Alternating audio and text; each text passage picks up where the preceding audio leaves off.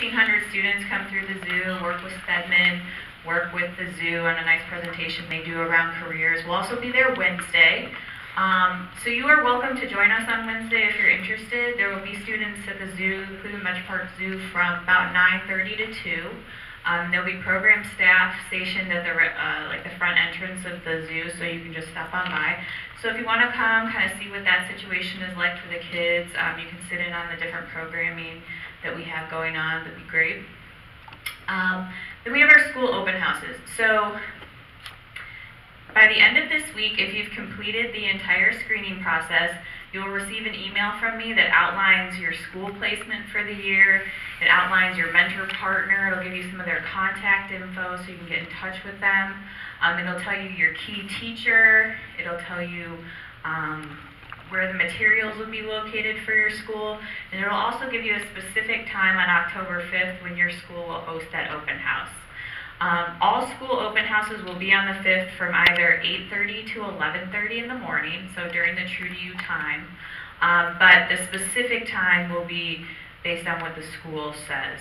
And it'll probably be like an hour or an hour and a half that morning. And at that open house, you'll have an opportunity to meet the school administrators, meet your key teacher, get a tour of the building, find out where your materials will be so you know that first time when you go in to work with the students, you'll know exactly kind of what the protocols are and where to go. Also, anytime that you go to the school, first thing is you'll have to go through security. So it's just like a typical security situation. And then you always have to sign in at the main office. So you go in, check in at the main office, they'll have you sign their volunteer book. So you'll do that on the 5th, and then you'll do that every time after as well. Then your in-school sessions at your assigned school. So those are your 7 in-school sessions. The dates are there. The high school choice fair. So that's going to take place at the end of January or early February. That's when all the students go and visit representatives of the high school, one location. And that is something that we'll invite you to attend. So you will know in advance when your specific school will be going, when your students will be going. And it's just kind of one of those things, if you could just drop by for a few minutes while they're there, it kind of goes a long way with the students to see you there. Because you'll spend a good amount of time prepping them for that experience too. And then lastly, our finale celebration is in May. And we bring all the students back together, all the mentors, to kind of reflect on the year and what it's meant. So those are the major program dates. So in-school logistics. So this is what it's going to look like when you're at the school building. So the students will be organized as cohorts or groups of about 12 to 15 students. Now that's the key teachers that are putting those groups together. So we ask them to put together groups of students that'll hopefully work well together. And so it really depends on how the key teacher organizes the groups as to the different groups you'll get at your school. And you'll work with a team of at least one other mentor and you. So it'll be 2 to 3 mentors per group, and you're supported by the school staff. Now, depending on the building you're in, there may be a teacher in the room with you at all times with your group, or if it's a bigger building that's going to have 10 or so cohorts or even more than that, those teachers may kind of have to float around to the different groups in different spaces. So just kind of know that depending on the school situation, you may or may not have a teacher in the room with you at all times. However, there'll always be someone around, so should you need someone, you can go find some school personnel and they will support you. So it's 1 day a month for 3 hours, and you facilitate the formal curriculum, so we're going to walk through that in a moment. We have location assigned for the materials, you sign at the main office. Okay, so what to bring?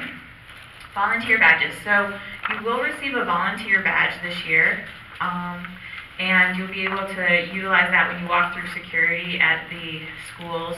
It'll kind of be your pass around the school so they'll know why this adult is in the building. So once you receive that, you can bring that with you every time you go.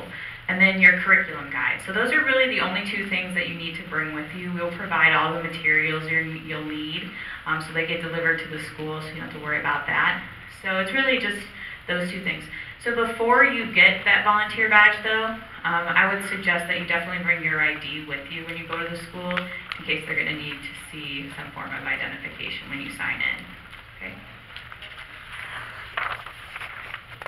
Okay, in terms of support, so this is our training schedule for the year. So we have 2 more sets of mandatory training sessions, so in November, and then also in February. November's training session, we're going to bring in someone from the CMSD High School Choice office, so they'll talk to you more about that. We're going to have someone here, an expert in cultural competency and diversity work to work with you, and we'll talk more about the curriculum then.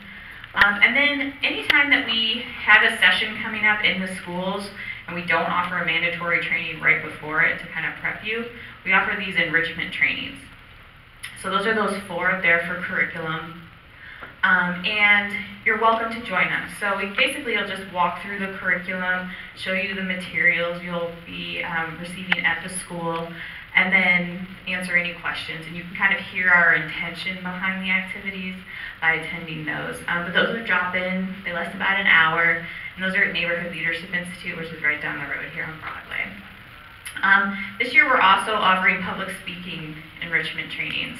So if you're interested in working on some of those skills, we're going to bring in some outside consultants, and those are the dates of those, October, December, and March. And then we're going to record all of our trainings too. So this is being recorded right now, so we will post it online afterwards. So if someone couldn't be here, they can catch up on it, or if you wanted to review something we talked about, you can always look at the video. And basically what happens is once the video is posted, I send out an email and I say, here's a link to the video, and you can just watch it at your convenience. Any questions? Okay, curriculum. So you've received your curriculum guide now. So that's this trusty book. The curriculum materials at the school. So we deliver all of the materials to the schools. So in the next couple of weeks, we will be sending a bin, like one of those big plastic bins, per cohort. So per group will get a bin this year. And within the bin, we send everything organized by session, and we send year-long materials. So the year-long materials will be a Ziploc bag. It'll have a couple of packs of markers in there. It'll have pens, pencils, Post-it notes, kind of like those little odds and ends you're going to need throughout the year to complete the sessions. And you can keep those in that Ziploc bag all year. Then we also do a per session envelope. So anything that is like for session 1, and solely for session 1, we will put in the session 1 envelope. So it's an envelope, like a big envelope. It'll fit all the session 1 posters. So for most of the sessions, you will get a decent sized packet of posters, or some posters. So like in the session 1 folder, you would find all the posters for session 1. For session 1, you're also going to get passports for each of the students, so those little blue books. We'll count those out. It'll be enough for your whole group. Things like that, so anything you'll need. True to You trackers, so that's that journal the students get. Those will be in your bins. So again, that'll be organized by cohort. We'll have the exact number you'll need, or a few more extras. And you can keep all of your materials in that bin throughout the year.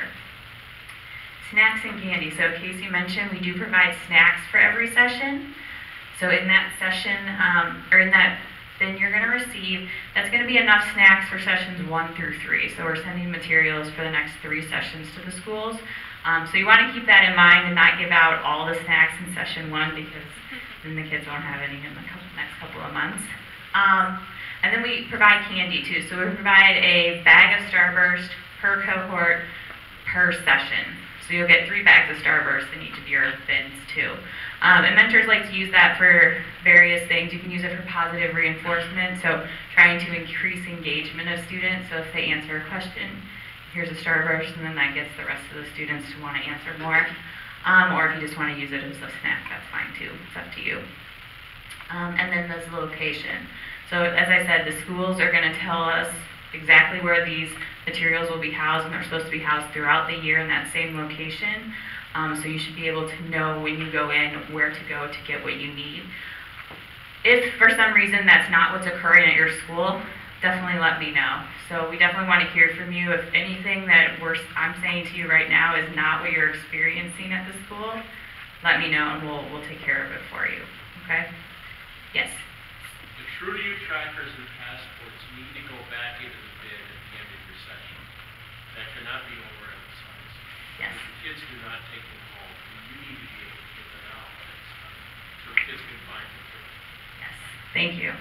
So the trackers, the passports, those are things you're going to refer to throughout the year. So you want to make sure you collect those after each session and put them back in the bin.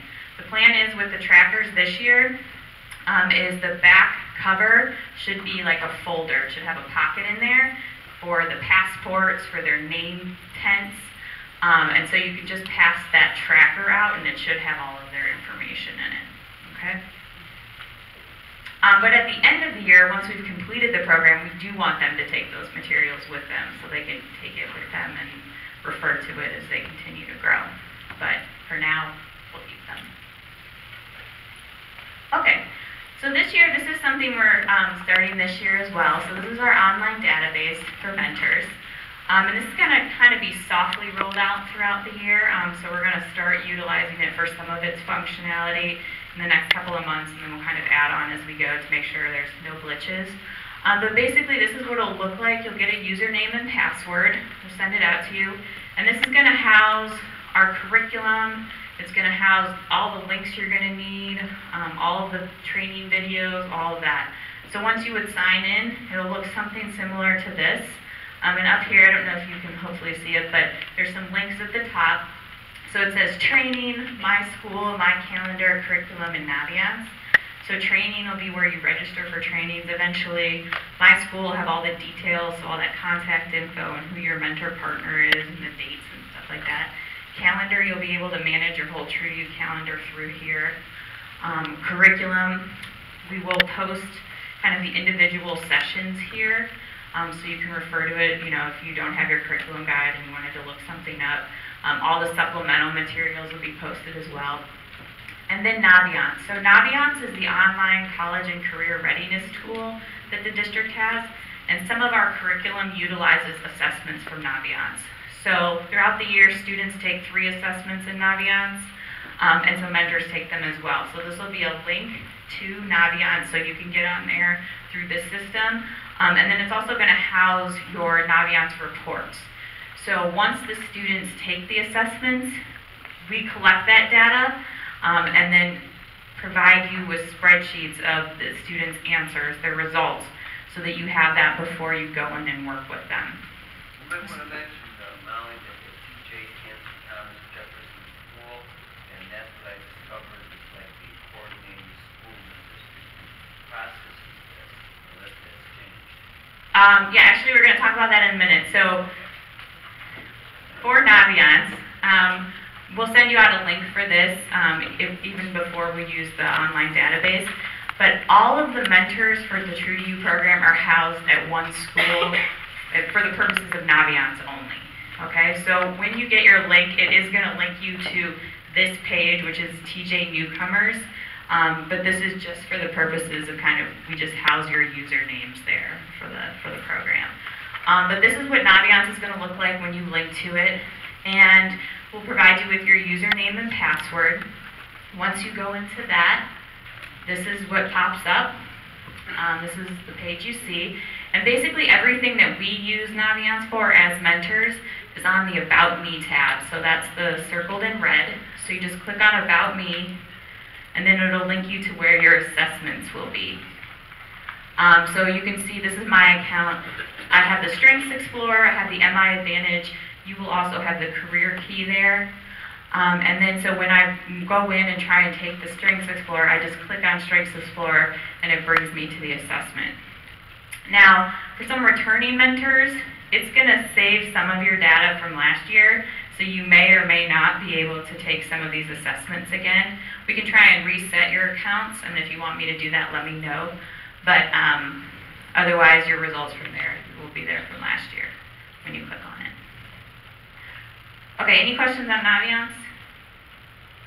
This will be something you'll utilize in the next few weeks to prepare for the October session. So the October session is going to utilize the data from the Strengths Explorer.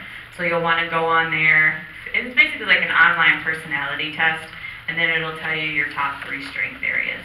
Will the students get makeup sessions I know some had like joined like my group like 2 or 3 sessions in, sometimes I make it up.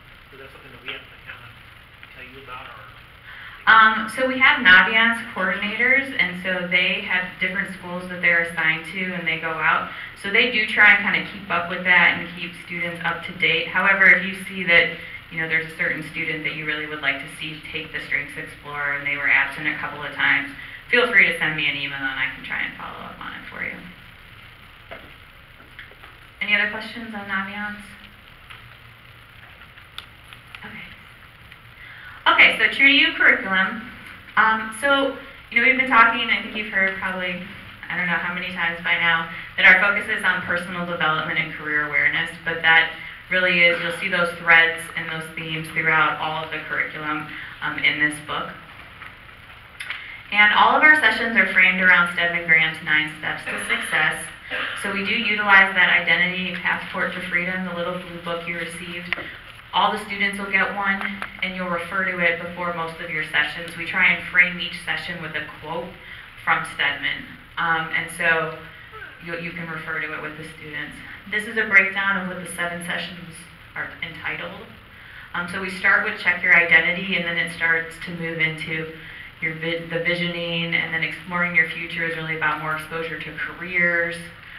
We go back to kind of knowing who I am, and then thinking about how others perceive me and how I can manage impressions that I make, and then transitioning to high school. So it's kind of the breakdown. And this gives you kind of a little more information about the different focus for each session.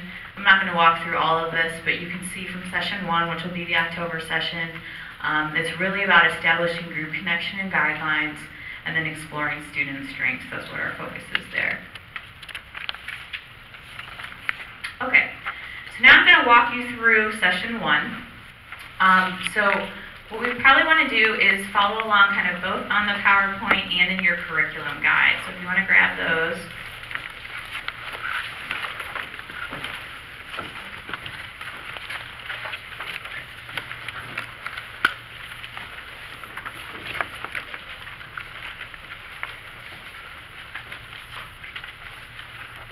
Okay, and again, the focus here is group connection and guidelines and exploring student strengths. So if you want to open up your curriculum guides and go to session 1, you can see how, this is how every session is laid out. So you have your overview, you have your session spotlights, your objectives, and then mentor pre-work. So that's what you need to do before you go into the classroom. And so you'll see as you go through these sessions that this can get very specific. So we can say your introduction to this activity should take 2 minutes, and then you should spend 10 minutes talking about this, and then 15 minutes doing this. Those are kind of guidelines, okay? So we try and set up pacing for you, but don't feel that, you know, if someone asks a question and your group is really engaging around a certain topic, that you have to move through this exactly as it's written.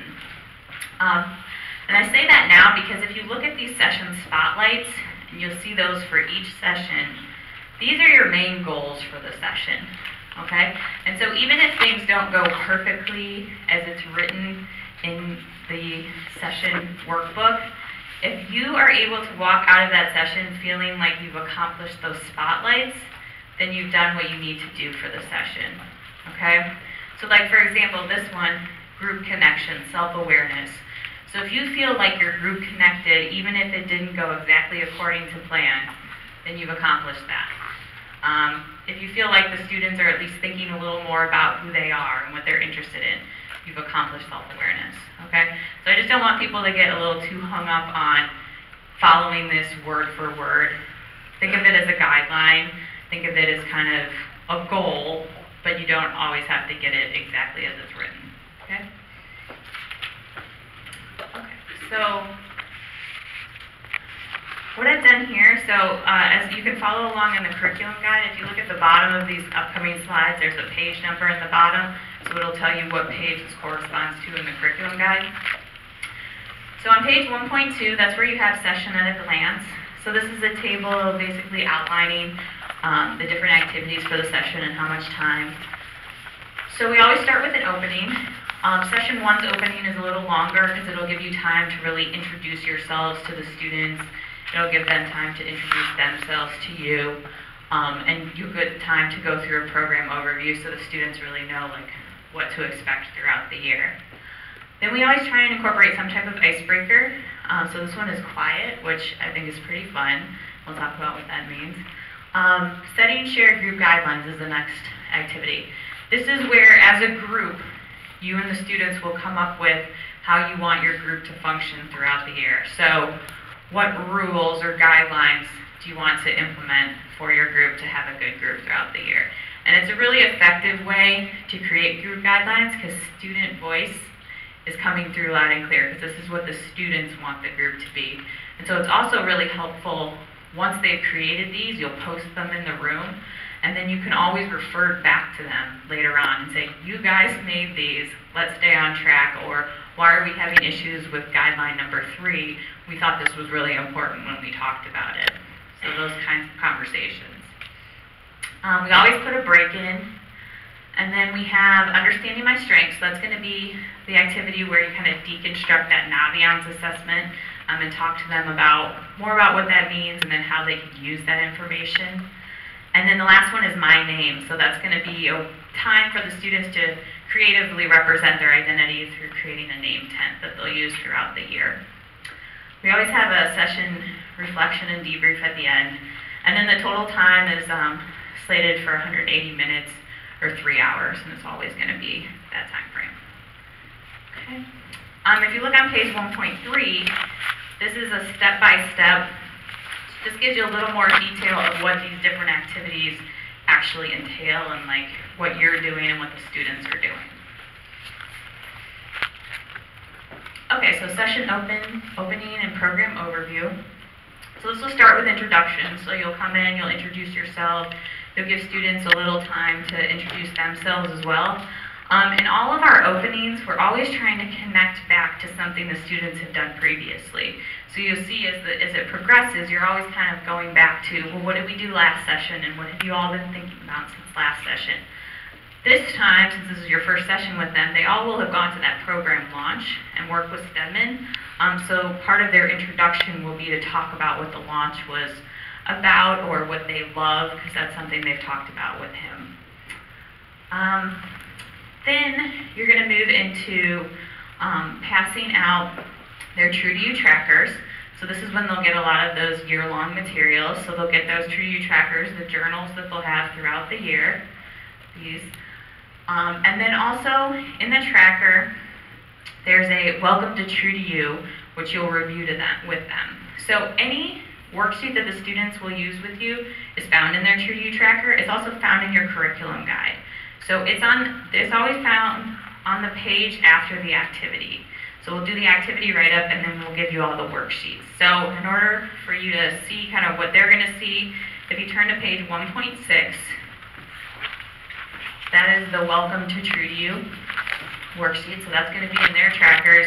And then as part of the introduction and part of the program overview, you can review this with them. So it just basically outlines what you're going to do throughout the year, what the major themes of the program are, that they can expect to see you once a month, things like that, so they know what's going to happen. And then after that, you'll pass out Stedman Graham's Identity Passport to Freedom. And then this is where we kind of start to frame our different sessions through Stedman's work. So usually, for most sessions, there's a quotation that we're going to read from the passport that's going to frame your work for the time being. And those quotations, so you can pass out the passports and have the students follow along on the passport. And then we also give you a poster of the quotation that you can hold up and talk to the students about as you're reading it. So this session is framed with the quotation from Check Your ID. And it says, before you decide what you want for your life, you must first understand who you are, what the influences are on your life, and why you think and act the way you do. Self-awareness is where success begins. It is difficult to understand the world and how you respond to it until you first know yourself. And so this is, again, kind of framing it, but also solidifying for the students what is the point of what we're trying to do with you. And we really want you to be thinking about who you are, and then this kind of gives them an idea of why that's important too. Okay, and then we also always share the session agenda. So just like us, they like to know what's going to happen and what they're going to be hearing about.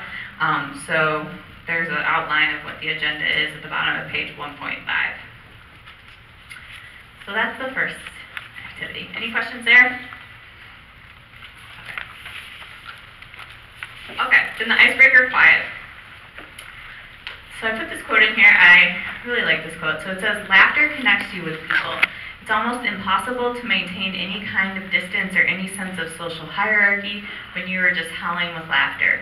Laughter is a force for democracy. So this activity is really about laughter and connection. And how it plays out is everyone stands up and everyone gets a partner. You stand back to back with your partner. And then the mentor can count to 3 and have everyone turn and face their partner. And basically they have to stare each other in the eyes without laughing and without smiling. Okay? And that's actually like a very hard thing to do for adults, and then you can imagine with 8th graders what occurs. So you keep doing that. So the first person to smile or laugh has to sit down. The people who are still standing go and find another partner, and you continue in that pattern until you have only one person standing, and that's the winner. Okay? So we've allotted 20 minutes for this. So if your group gets through it faster than 20 minutes, and they seem to be enjoying themselves, you can kind of replay the game and do it again and see if they can improve. I think it's a nice way to kind of bond with the group. It's not, it's just kind of fun, and that's the main point of it. Get people laughing, get people kind of engaged that way. There is a whole group debrief on page 1.7 at the bottom. You can just ask them if they enjoyed the activity, why they thought it was hard not to laugh, things like that. Okay? Okay, then we move into setting shared group guidelines. And this is, again, the way for the group to decide how they want the group to function throughout the year. And so it starts by a little individual reflection on the student's part. So if you turn to page 1.10, you'll see the Creating Group Guidelines worksheet. So again, this will be in their tracker. And basically you give them a few minutes to individually think about some rules or guidelines that they think are important for the group. So you'll kind of preface it, you'll give a little intro to why this is an important activity, and then they can take some time to just jot down a few ideas there. After they do that, then you divide them into a few groups. So 2 groups with at least 1 mentor working with each group. And then you'll have flip charts, so that's another material we send for each cohort. And the different groups will each get a flip chart page and markers, and they can start to try and they kind of work through building a consensus around group guidelines for that small group. So maybe by the end of your consensus building and your facilitation of that, small groups will each come up with maybe 3 to 5 that they think are important. So the students and the individual students all present what they wrote on their worksheets, and then they talk about it and think about, well, which ones are really important for the group. Then once that happens, you bring the 2 groups together, and then so the presenters, you'll choose a presenter from each of the small groups, they'll present to the larger group, and then from there, you're going to do that same consensus building with the larger group. So you're just kind of like building consensus at each level, and then by the end, you'll have a list of guidelines that have come kind of organically from the group that will drive how you're going to interact for the rest of the year. Then you want to write those down on another flip chart paper, and that's something you can keep throughout the year. So post it in the room when you're there. Sometimes teachers will allow you to keep it posted, but it's really going to depend on your situation and at the school. If you're even in the classroom, you might move into a different space. Some people suggested talking to the teacher and talking to the students about guidelines that already exist in their classrooms, and maybe building on those or adding, subtracting, things like that. But you want to keep that list throughout the year. You post it every time you go in. You might also want to consider, if it's not too messy, having students sign that list and say, I agree to abide by these, and then you have their signature there. So like later on in the year, if there ever are any issues of breaking the guidelines, you can say, hey, your signature is up there, and I know you came up with number 4, so what's going on? Why are we having issues around that? And it can be pretty powerful to do that. Another suggestion is to take a picture on your cell phone of your final list, just in case something should happen to your hard copy list. At least you have a record of what those group norms are, what those guidelines are, and you can jot them down on another piece of flip chart paper the next time. Okay? Yes? What we ended up doing was simply making a hard copy of it, maybe 5 or 6 copies. We bring it with us every session, so we Okay. have one to put up on the board. Okay. Great. So whatever works for your group, and that would be great to have multiple copies, but whatever you need to do. Okay. Okay. So then after that, you're going to take a break. So now we've moved on to page 1.11. And then we're going to move into understanding my personal strengths. So again, this is based on the Naviance assessment. And the first part of this activity is just kind of going over with the students what the different strengths mean. So if you turn the page to 1.12, you'll see a list of the 10 strength themes that they could have gotten. So they'll take this online personality test, they'll find out their top 3 results, and it'll be 3 from this list of 10. So the first piece of this is, this year we've created these posters to describe each of the talent themes, the strength talent themes. So for example, this is the achieving poster. So you'll have 10 different posters with the 10 different themes, and you can hang them around the classroom. So achieving, those who like to accomplish things and have a great deal of energy. And then there's some words at the bottom to describe that theme. So one is hard worker, self-starter, active, energetic, challenges. So this is kind of another way for students to understand what those themes are. So you kind of walk through all 10. And then what you do is on page 1.13, there's some questions listed. So these posters are around the room. You've described them, you've talked through what they are, and then you're going to ask them questions. And as they answer them, they're going to walk to the different poster that represents what their answer is. So the first question is, what strength surprised you and why? So I may have taken the Strengths Explorer, I may have found out that I'm competing, but I never would have thought that about myself before. So if I decide that that's what surprised me about my results, then I'm going to go walk to the competing poster, and that'll probably create a little group around there, and then we're going to talk about why that surprised us based on what we know about ourselves. Okay? Then the next question is, what strength do you agree with most? And please discuss how you demonstrate that strength in your life. So then I'm going to move to a different poster. I'm going to go with another little group based on what I think I really agree with about the assessment. And we're going to talk about how we are that strength in our life. And then lastly, what strength that you did not receive of one of your top 3 do you want to grow in the most? So now we're talking about where do you want to grow, so then students can go to that one and then have a little conversation. So they're up and about. And then they return to their seats. And then in your year-round materials, you're going to have some Post-it notes. So you pass out 3 Post-it notes to each student, and they write their name on all 3. And then there is another poster included in the packet. It's called Be True to You, We Are All Strong. And it has all 10 of the strengths on there. And so what the students can do individually is they come up and place their name on where their strengths are. So it's going to be, each one is going to place their name on 3 different strengths. And then you're going to have kind of a nice representation of the strengths of all of your group. And you can talk about how everyone is, strong in a different area, but it's the diversity of our strengths that make us a great group. And we can build on that. We can build on other people's strengths. And then this is also going to give you kind of a snapshot of where you have a lot of the same strengths. So the last few years we found like there are a lot of future thinkers. A lot of our 8th graders are future thinkers.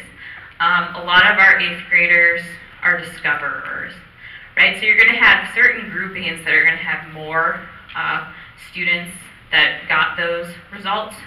And so you can use that for the next part of the activity, use that information when you go into group exploration using your strengths.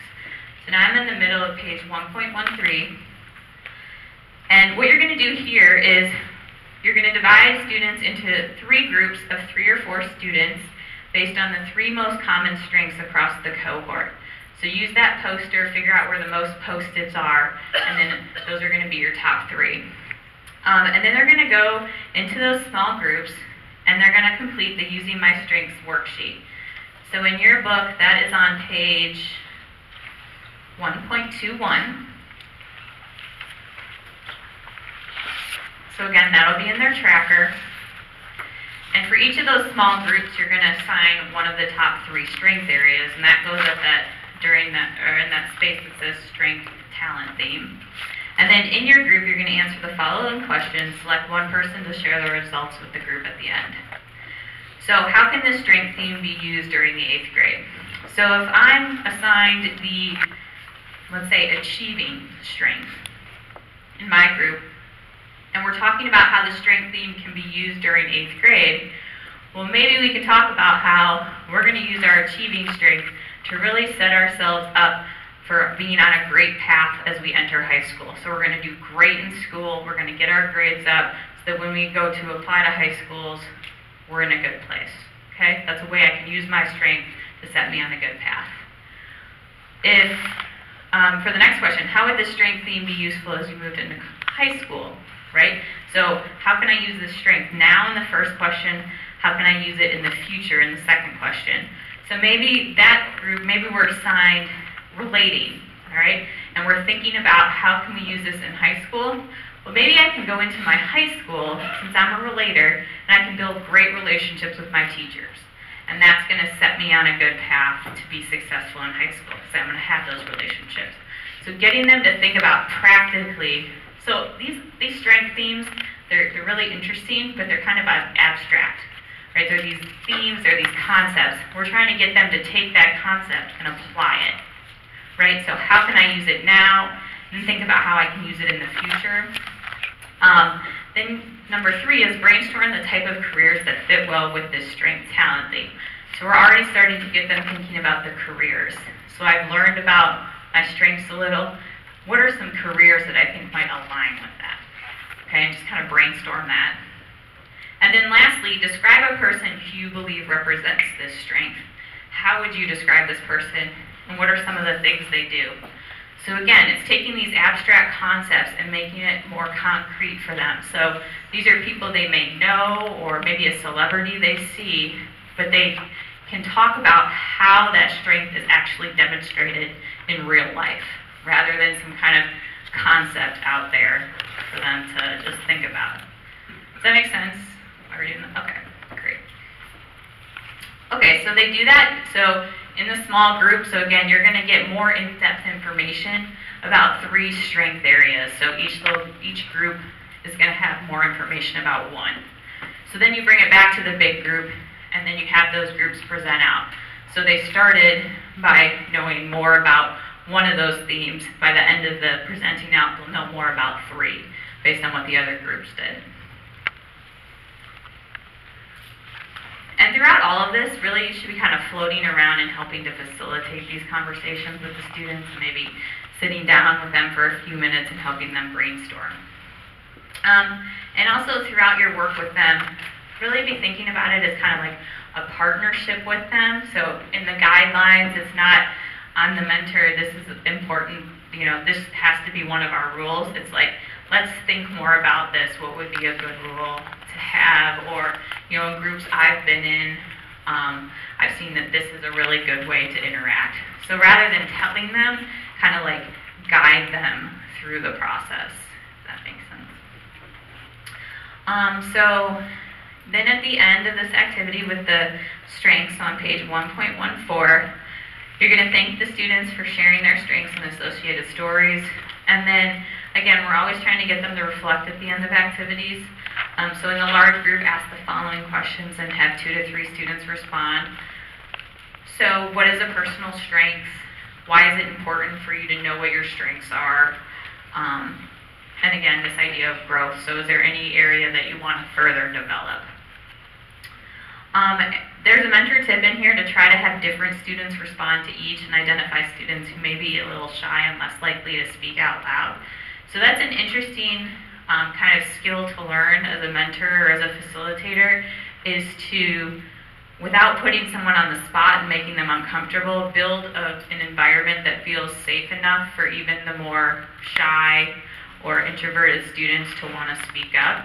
And it may not happen on the first one, it may not happen in your first session, but I think, at least from my perspective, I think that's really one of the goals of facilitating, is to create that safe space and so that everyone feels comfortable sharing, even if it's maybe not they're not the most gregarious student normally. So just kind of be on the lookout for that and kind of reflect on that, because a lot of times too, I think you can get, when you're facilitating, you're just like so excited when someone wants to engage at all.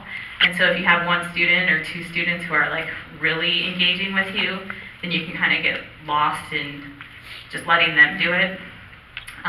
But you want to be working on bringing that out of everyone and hearing from everyone as much as you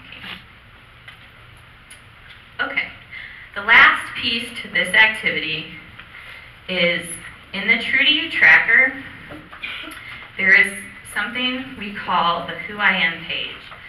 And so this is where the students can really record everything and the different traits they're learning about themselves. So it looks like this. It's the orange sheet in the tracker. And the first 3 lines on this page have them list their strengths. So once you complete an activity that refers to the Who I Am page, you want to make sure that they record that information on this page, because they'll use this later on in the sessions. Okay. It's not in your book, but it's in their tracker. So again, we'll have trackers for you at the school. So on the first session, you'll be able to take one away with you, so you can refer to it as you prepare further on. Okay. Any questions on the strengths ideas? Okay.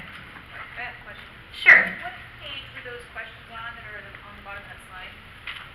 Let's see. What strength surprised you? This is page 1.13. So about maybe a third of the way down or so. So that's when they're going to walk around to the different posters. Those are those questions. Yes? Molly, I just had one comment to add. You were talking about drawing out the quiet students and trying to get them to engage. One of the things in past years that we've done is just use the starburst. Partially as an icebreaker and partially as a reward for joining in. But if you make it into a game and you toss the starburst out to the students, A, it makes them feel more comfortable and it breaks the ice. But B, every time somebody gets a starburst, they all want a starburst. So it really does help. Yeah, that's great. So that positive reinforcement to engage is helpful. I should tell you, some mentors decided to save the starburst till the end of the sessions, because the sugar can change the dynamics of your group. So what I would say is, like, use it as you want in the first one and kind of see how it goes with your group, because every group is going to be different. So, but just be aware that that may have an effect on some of your students. Yeah. Any other questions on this one? All right, I want to move this along so we can get going. So the last activity in this session is my name, and basically what this is every student will get a name tent. So I'm on page 1.22. Every student will get a name tent, so that's like a little, piece of paper that they can fold over and they can place on their desk so you can see their name throughout the year. And they'll have time to write their name on both sides. We want to make sure it's legible and clear so that you can read it as a mentor. And then they can decorate it how they want. So decorate it in some way that demonstrates their personality, or maybe it demonstrates the strengths they just learned about, or what's important to them, or what they love. So that's basically that. And then you'll collect those back, and I think I mentioned, so in the tracker, the idea is that the back cover will be basically like a folder pocket. So you can keep their name tent in there throughout the year along with their passport and anything they'll need. And then every time you come, you can have them take out their name tent. You'll know their name, and then they'll be representing themselves when they're doing that too. So once they create that, just take a few minutes to go around the room and have them reintroduce themselves and kind of show what they created and why did they create it that way. Okay? And then the last thing is the closing. So there's always a closing for every session. It's a time for student reflection and feedback. If you do receive feedback from students, so we do want to hear from students, just like we want to hear from you on what they thought of the activities or how it worked for them. So if you do receive some feedback from students, there's some space in your curriculum guide after each session to take notes on that. And then as part of the feedback we ask from you, there'll be space for you to include student feedback that you heard as well. And basically during any of these closings, you're going to be talking about key learning takeaways. So what are they taking away from the session? What did they like? What did they learn most about? Is there any way the activities could have been improved? And then you always share what you're going to do in the next session. So we want them to be looking forward to the next month. We also have student feedback surveys, so those will be included in your bins. And it's kind of like a Scantron, just so we can get some feedback from the students.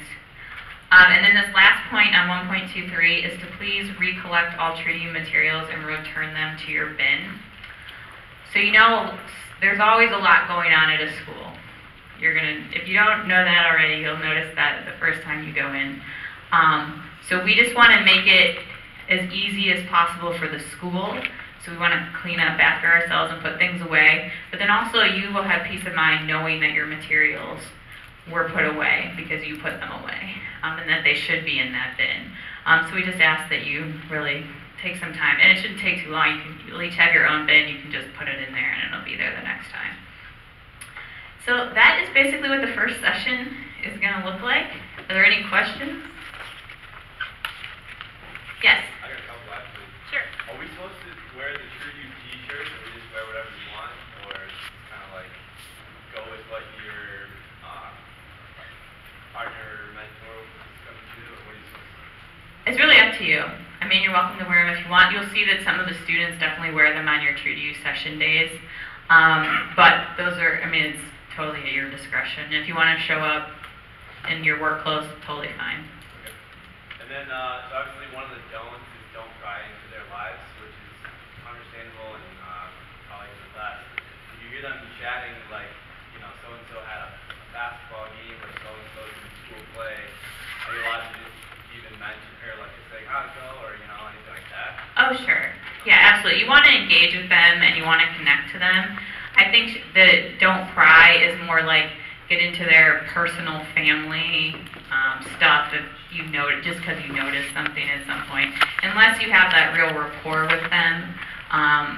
But you just don't want to it's just kind of like building that initial relationship. You don't want to get too deep too quick, I guess, if that makes sense. So, is that good? Do you have another question? Oh, that's good. Okay, all right. Thank you. Mm-hmm. I'll just comment, you can wrap it back into the program. Like I had a kid that, I guess you would say his relative was a music producer, but it was kind of, he called it living in the streets or whatever. And then, he's like, why do I need school when I learn so much in the street with my relative or whatever? And I said, well, now, it's still education. He said, no matter where you go, you need education. So he made a talk about the rough life his relative is having. But I said, well, let's go back to how we can use what you're learning and build it into this program and use it. And then, he kind of stayed within the program, so we didn't have to go into the, the life or whatever. But he was still receptive to the program, even though, he might want to veer from it sometimes. Just tie it back into a career or something, and they'll follow with you. Yeah, great point. Yes. Any from former mentors, did you ever have any problems with students that said, I don't have to do this, I'm not going to do this, I'm Yep. not going to do that? Oh, yeah. So how do you handle that? I'll let people speak, but those that, some people pick up on it very well. The smarter kids, they think they don't have to do it. I'll ask them to be helpers if they think they got it. I ask them to explain it to the class, put them on the spot a little bit. Stop that sometimes too. But tell us what you would do in that situation, and then that gets people to kind of go,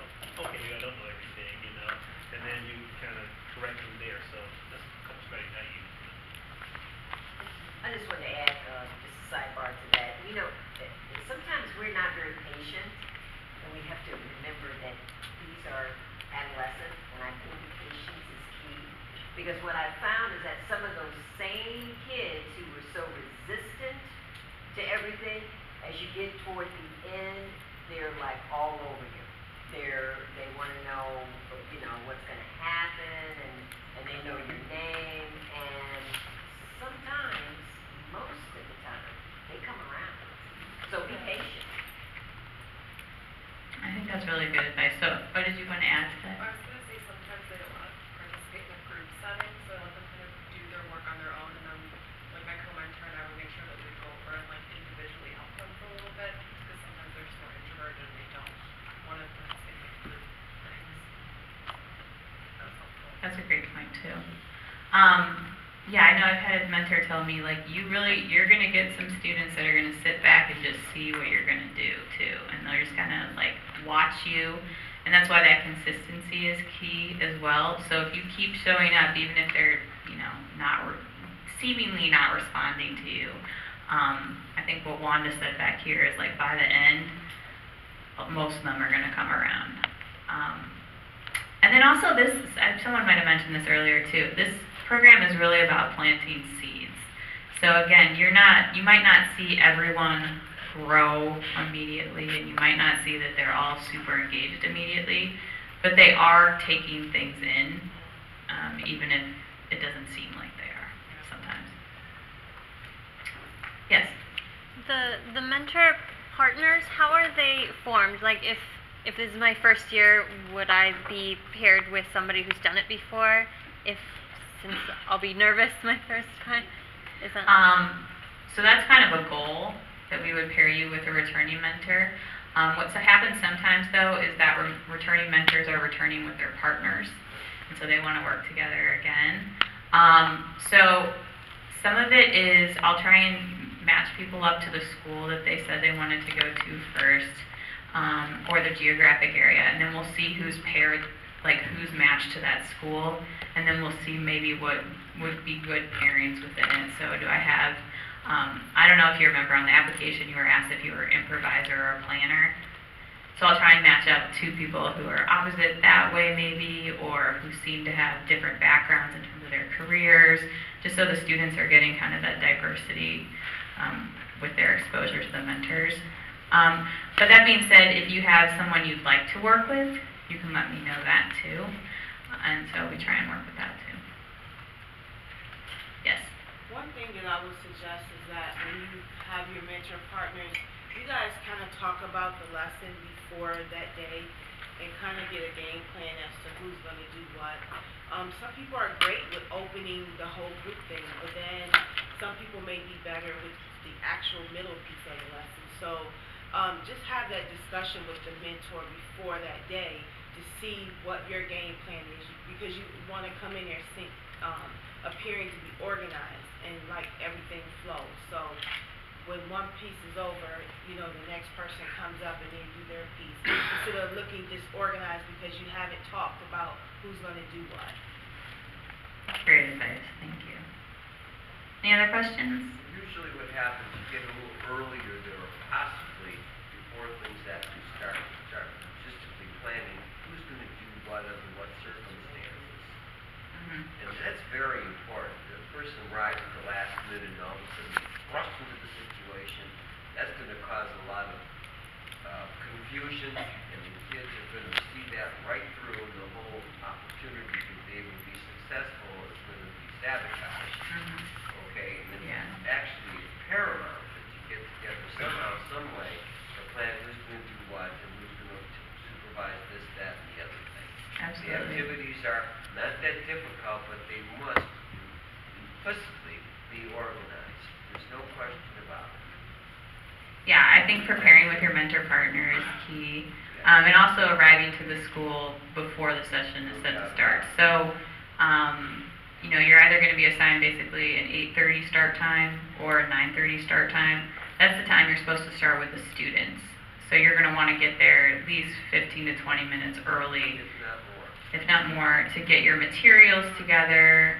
Because I said there's always a lot going on in the school too. So you could walk into the same school on 7 different occasions, and it seems like a different school sometimes, right? Also, the teachers themselves, administratively, the normal routine is being interrupted. And so consequently, things that are normally planned are going to change.